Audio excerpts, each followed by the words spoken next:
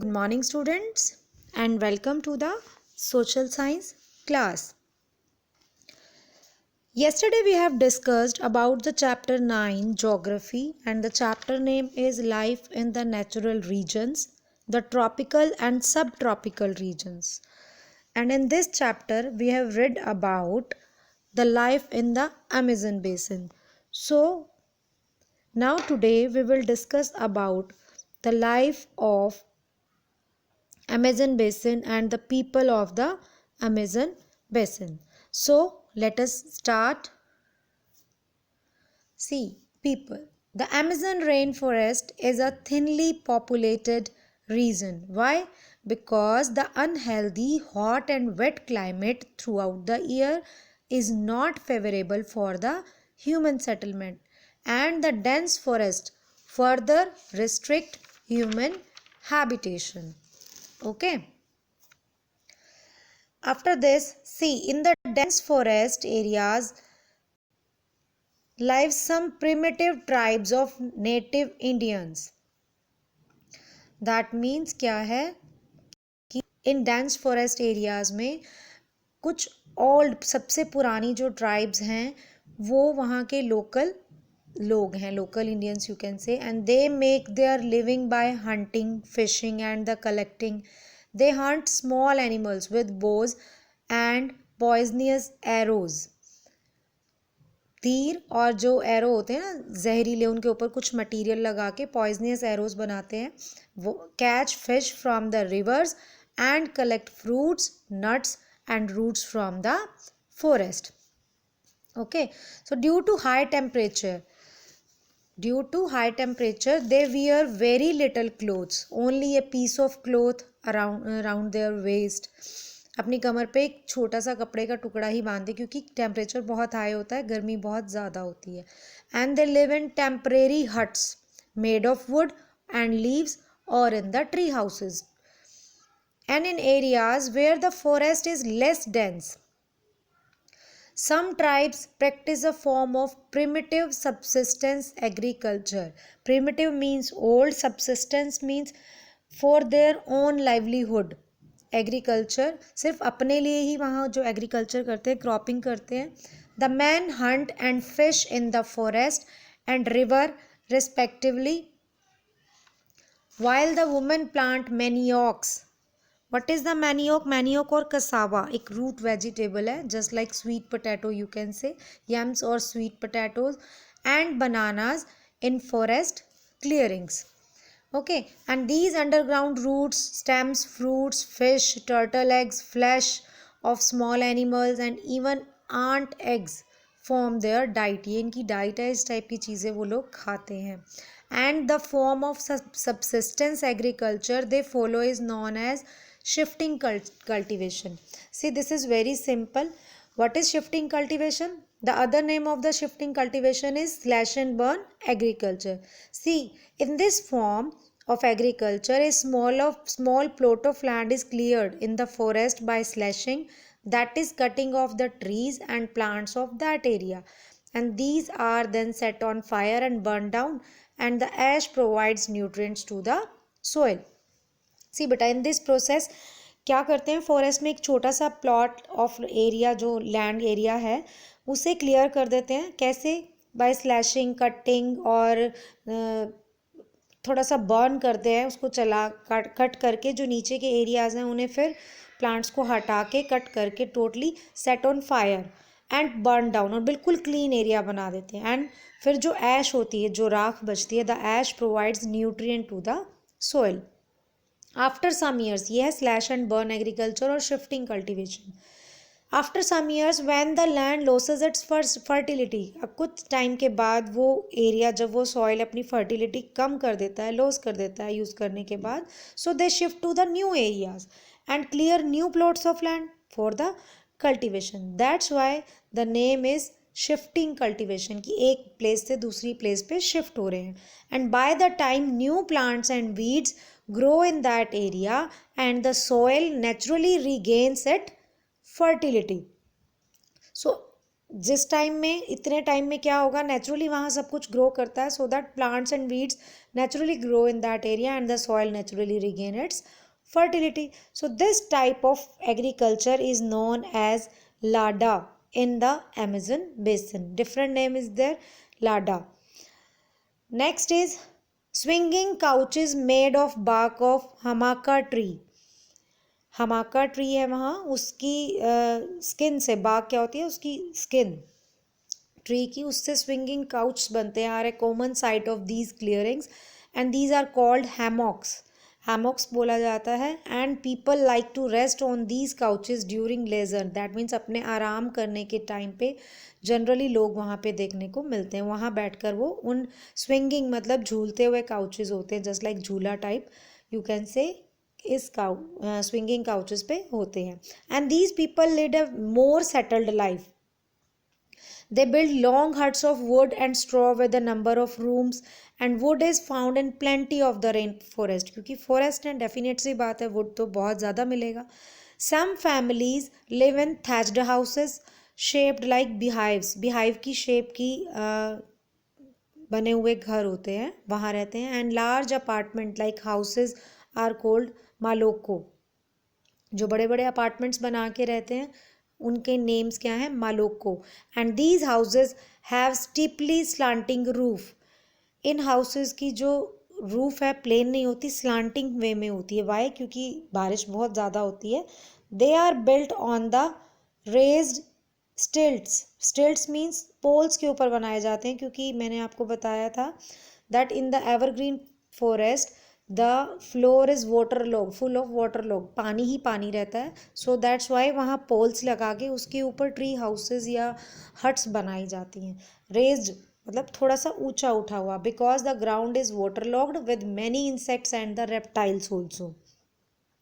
So many families stay together in the same house. एक same house में बहुत सारी फैमिलीज इकट्ठे होकर रहती हैं. And gradually they cleared more lands for the plantation of coffee and the cocoa. And settlements and cultivation of livestock feed like soybean also led to deforestation. Until recently the river Amazon was the only route of communication. It was difficult to construct road in the soft water. कुछ time पहले तक वहाँ root communicate करना easy नहीं था, but nowadays, but in 1970 the opening of Trans Amazon Highway बनाया गया, made many parts of the forest accessible. बहुत बड़ा हाईवे बनाया गया क्योंकि इतना एरिया वो फॉरेस्ट कवर करता है, सो दैट उस फॉरेस्ट में पहुंचना असेसिबल हो पाए, वहाँ पहुंचा जा सके.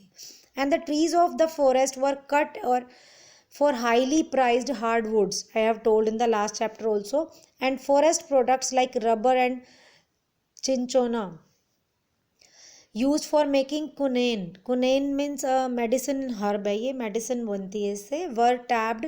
And towns and cities were developed near coasts where people work in the industries. और उसके साथ साथ towns और cities भी अब तो develop हो गए हैं और लोग वहाँ पे इंडस्ट्रीज में वर्क करते हैं. Mining of minerals like bauxite and search for gold further destroyed the forests. Mining भी होने लगे लाइक बॉक्साइट एंड गोल्ड के लिए वहाँ पे माइनिंग भी की जाती है. Forest fires during shifting cultivation have also destroyed the valuable forest. अभी मैंने shifting cultivation slash and burn में आपको बताया कि they cut down the trees and यहाँ आपको बताया था मैंने they cut down the trees and set on fire and burn down. तो वो बर्न जब करते तो कई बार बहुत सारे फॉरेस्ट में कई जगह काफ़ी दिनों तक आग लग जाती है. तो फॉरेस्ट फायर की वजह से हमारे वैल्यूएबल फॉरेस्ट जो है अननेसेसरी फिनिश हो रहे हैं, डिस्ट्रॉय हो रहे हैं. सो rapid deforestation of these forest have had serious consequences. Okay. And many natives means local people have lost their homes and the lives. And many plant and animal species have become endangered and extinct. Plants की भी और animal की भी बहुत सारी species जो हैं danger में आ गई हैं या फिर एक्सटिंक्ट फॉर्म में आ गई हैं. Many have been confined to new areas and forced to empty their part of the forest for development projects. बहुत सारे ट्राइबल पीपल को पर्सनली वहाँ से हटा दिया गया है क्योंकि वहाँ बहुत बड़े बड़े डेवलपमेंट प्रोजेक्ट्स चल रहे हैं. And the whole world is under threat. due to destruction of the forests.